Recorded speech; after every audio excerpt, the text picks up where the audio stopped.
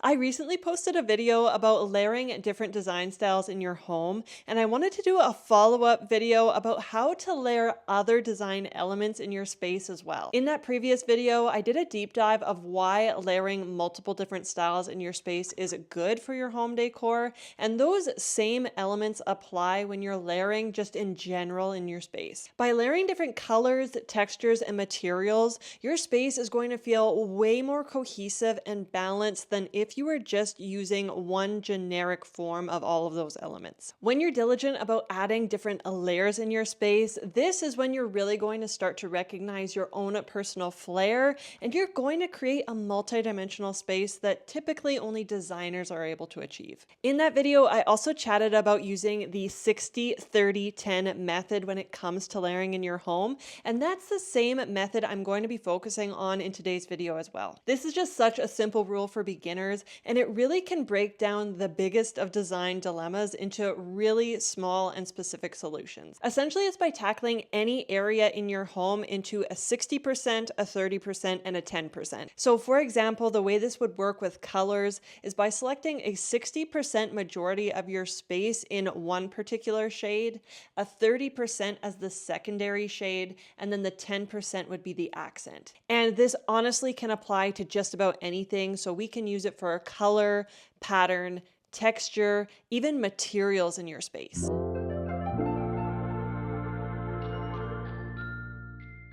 There is plenty of great examples on the internet of rooms that have too much of one material. For example, spaces that have just way too much wood going on. These spaces just feel super oversaturated and they fall quite flat. It's just very one-dimensional. The same could be said with marble. I feel like there's just this craze to have marble on every piece of furniture and on every surface in your home.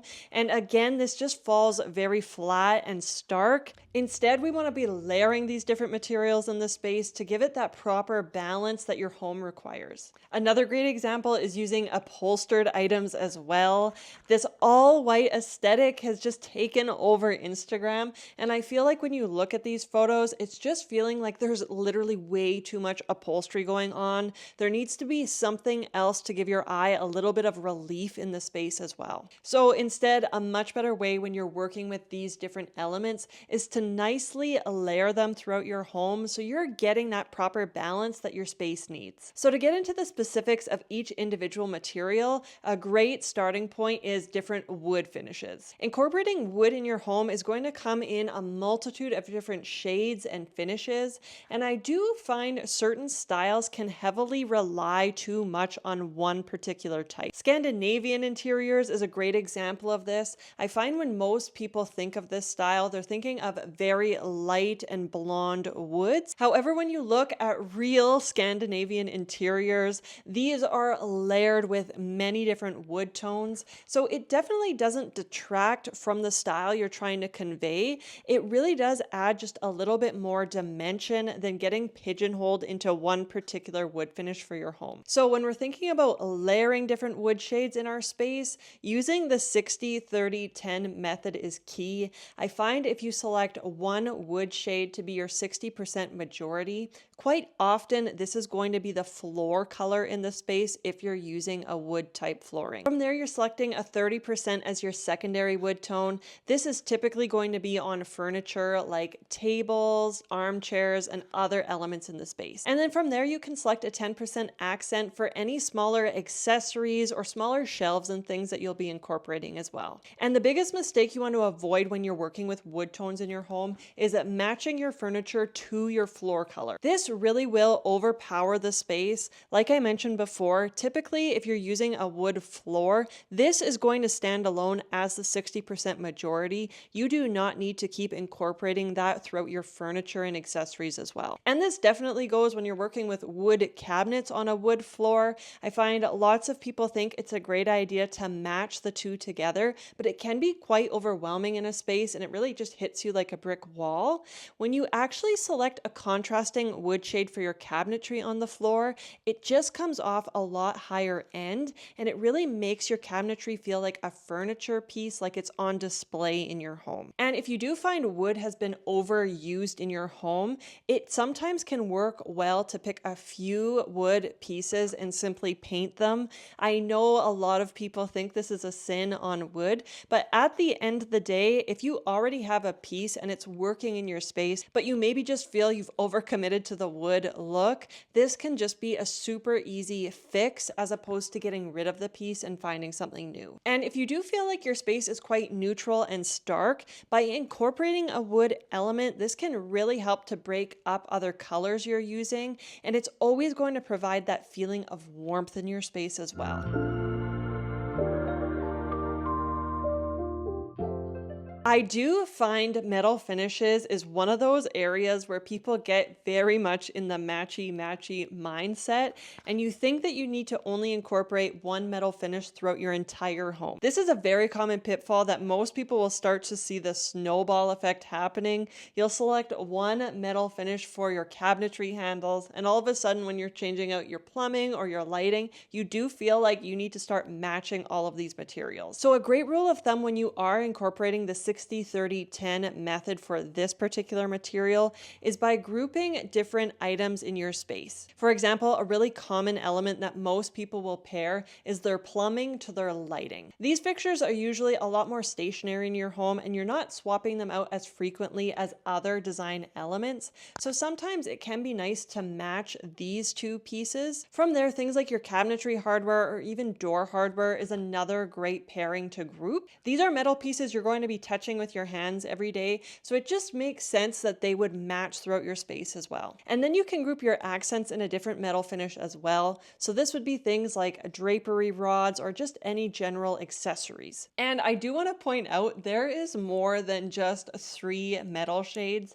I find people generally categorize metal as either black, gold, or silver. But it's important to keep in mind there is endless different finishes of metals. So you do not have to be grouped into one of these 3 categories, and you do not even have to use all 3 of those colors in your space. In my opinion, the most underrated metal finish is actually polished nickel. This finish is going to give you just such a high-end feeling in your home, and because it's just a little bit warmer of a color than chrome, I find it just pairs so well with brass and golds. When you're layering these different finishes in your home, I find it's best to group them by colors that are in harmony with one another. For example, this could be brass, oil rubbed bronze, and polished nickel, or even black, brushed nickel, and pewter.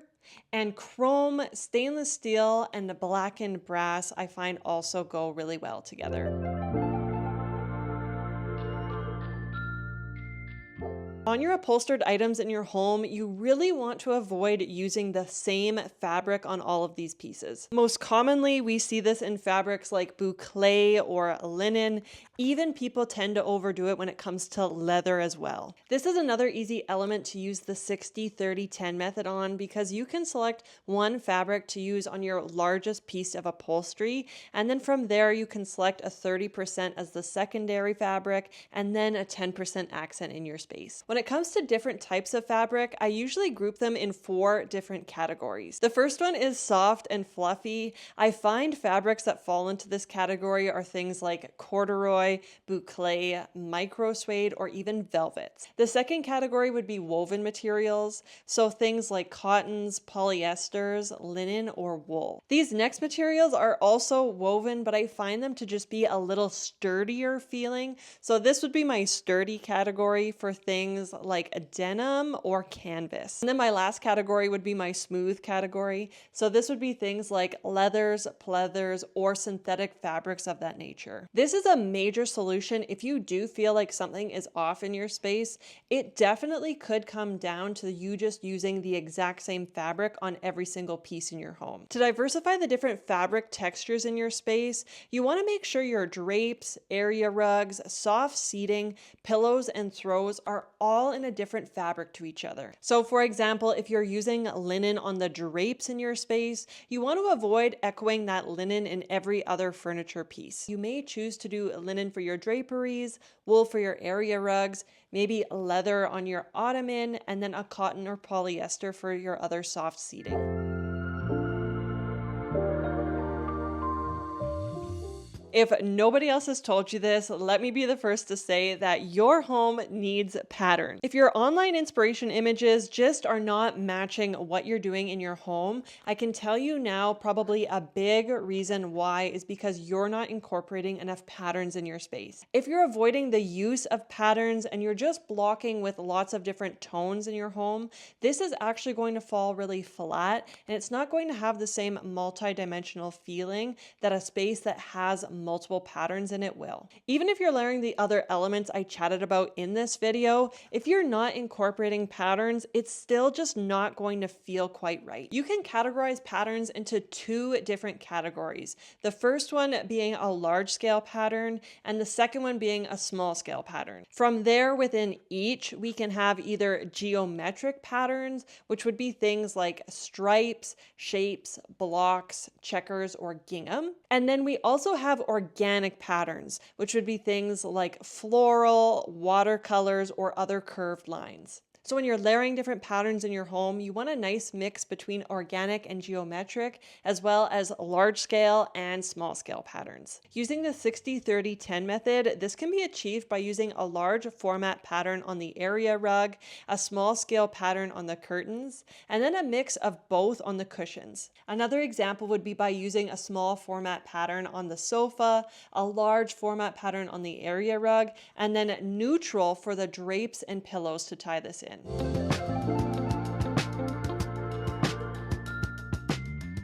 And the final element that we can layer throughout our space is color. This is just the most obvious element to use the 60-30-10 method for. Though it does apply to just about anything in your home, this was the original intended purpose for this rule. Often a monochromatic scheme will always just fall a little short. By incorporating even just one more color can make all the difference in making the space feel better. Even if you don't want any color in your home, it's still important to layer in your different neutral tones.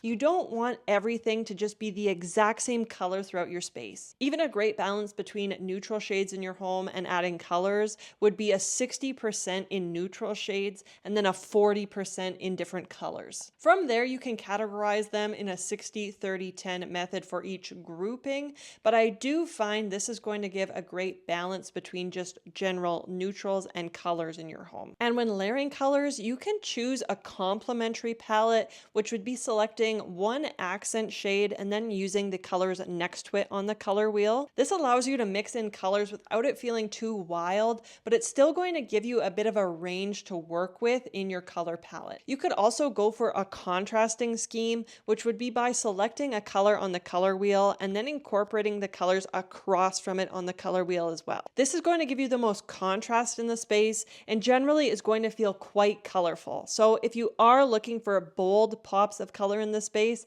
this is the route I would recommend. In my opinion, the best way of layering colors is going to be by selecting at least 5 different shades and then using varying tones of each in your space. This is the most optimal for layering colors because you're not going to feel so confined to one particular scheme, and it's going to be really nice when you're just out shopping and you find things that you like. They're easy to incorporate in your home decor because you don't feel like you just have one scheme that you have to stick to. So those are my top tips when it comes to layering different design elements in your home decor. Definitely let me know in the comments what design tips you want to see in my next videos. As always, if you found this video helpful, be sure to give it a like and don't forget to subscribe to my YouTube channel.